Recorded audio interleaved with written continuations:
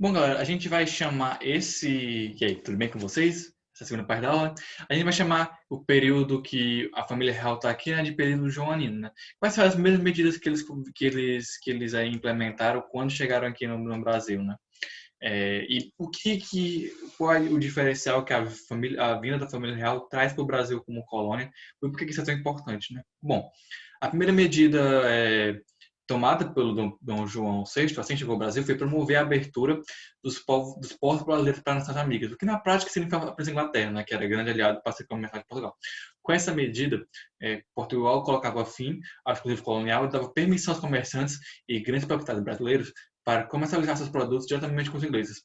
Dom João VI também revogou o decreto que proibia a instalação de manufatura no país e incentivou a importação de matérias-primas utilizadas nessa produção. A destacar também os tratados de comércio e navegação, que dava direitos econômicos e jurídicos específicos aos ingleses. Ou seja, primeiro que ele vai por fim ao pacto colonial, né? Tipo, como ele era. Ou seja, não mais o Brasil como colônia era obrigado a vender exclusivamente coisas para Portugal, era obrigado a comercializar apenas com Portugal. Ele não tinha mais esse impacto. Sabe?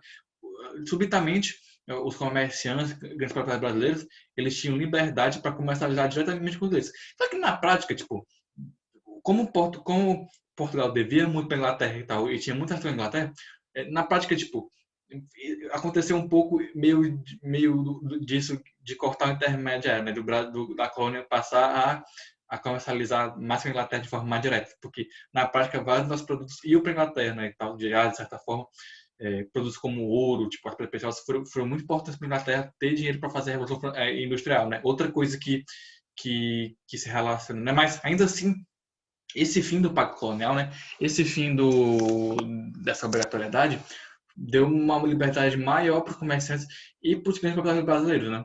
Para começar a usar produtos e quebrar esse pacto colonial, né? Isso foi uma coisa, um paradigma enfrentado e quebrado que foi muito importante. Na política externa, a coroa portuguesa se envolveu em duas disputas. A primeira foi com a França, né? Disputas, né? E a primeira foi com a França. Como represália pela invasão de Portugal, o Dom João VI ele invadiu a Guiana Francesa e dominou lá até 17, quando o Colégio de Viena determinou que esse território deveria ser devolvido à França, certo? Outra grande disputa ocorreu no sul, pela Porta da Ciplatina, que é o Uruguai, que foi invadida em 1811, para levar a coalizão e garantir a liberdade de navegação na Bacia Platina.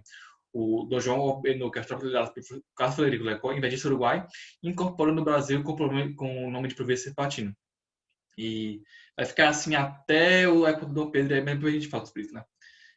E aí, além dessas mudanças, tipo de política, além das mudanças econômicas, também tem os aspectos culturais e educacionais.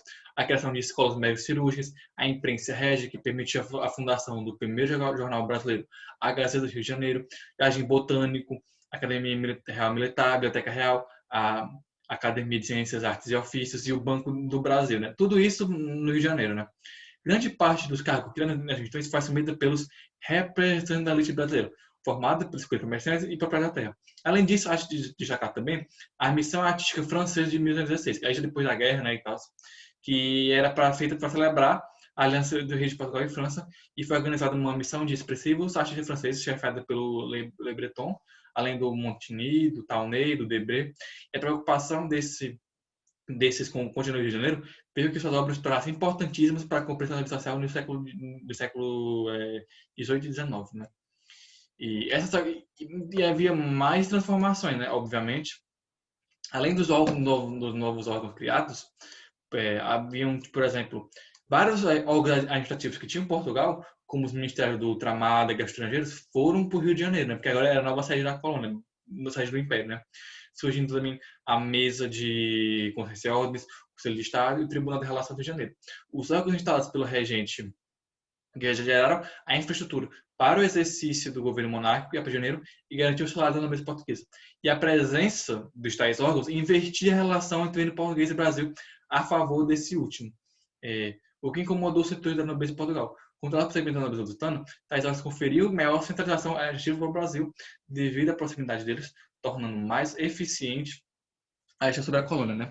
Então, ou seja, ao invés das ordens partir de Portugal e virem para cá, as ordens começavam a partir daqui do Brasil e iam para as outras colônias, certo? Ou seja, o centro do Império Português já não era mais Portugal, era o Brasil, Rio de Janeiro, certo?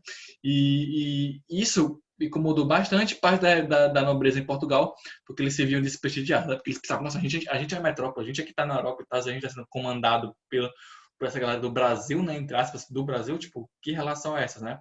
Um dos exemplos dessa relação é a questão do Banco do Brasil, né?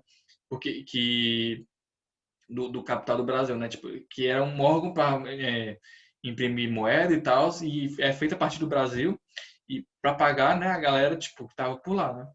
E além disso, além das mudanças tipo que a gente já viu econômicas e de aspectos culturais, tem as mudanças urbanas, né? Quando eles chegaram no Rio de Janeiro, a família real portuguesa instalou seu curso definitivo, né? E a cidade era grande, né, como a gente viu, só que ela apresentava vários problemas, né, que haviam tipo, falta de esgotos e tal, e problemas e vários problemas, né? E para a cidade ficar uma cidade que honrasse a monarquia, né, foram feitas com que várias reformas urbanísticas tomavam conta da região, já que eles precisavam ser, a cidade precisava ser uma cidade digna de abraçar a monarquia, né? E aí colocaram coisa de luxo, tentavam romper os atos coloniais, botavam ruas para pavimentação, chafarizes, praças, novas residências e tal. Foi um período de bastante urbanização para as cidades, né? Só que é uma coisa que você tem que entender que essa urbanização é feita para a elite, feita pro rei, para a nobreza. A galera mais humilde ficava em condições péssimas de vida e de moradia, certo?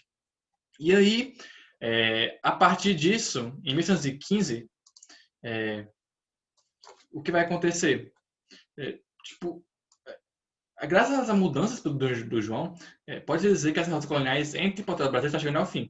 E cada vez mais a colônia portuguesa ganhava autonomia administrativa, ou seja, e esse processo se evidenciou mais em 1815, quando Dom João elevou o Brasil à categoria de Reino Unido, junto com Portugal e Algarves, né? Ou seja, o Brasil não era mais, na prática, não era mais uma colônia.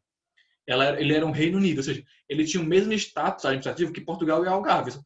E, ou seja, levar a colônia reunida significava que o Brasil não fazia mais parte dos domínios coloniais e se tornava um dos reinos que constituíam o Império Português. Foi importante porque resolveu um problema principal gente, pois desde 1808 o Império Luso vinha sendo governado a partir de uma população portuguesa além do mar, o que não dava legitimidade perante as nações europeias. Como o Brasil estava formado em reino, o Dom João agora ele tinha legitimidade para continuar administrando seu império a partir da América, certo? E isso é uma coisa bastante importante, porque agora o Brasil era um reino como todos os outros, certo? E ele tinha agora uma autonomia administrativa bastante maior, beleza? E na próxima a gente vai falar um pouco mais sobre isso, sobre as revoltas e sobre a volta da família real a Portugal, beleza? Valeu!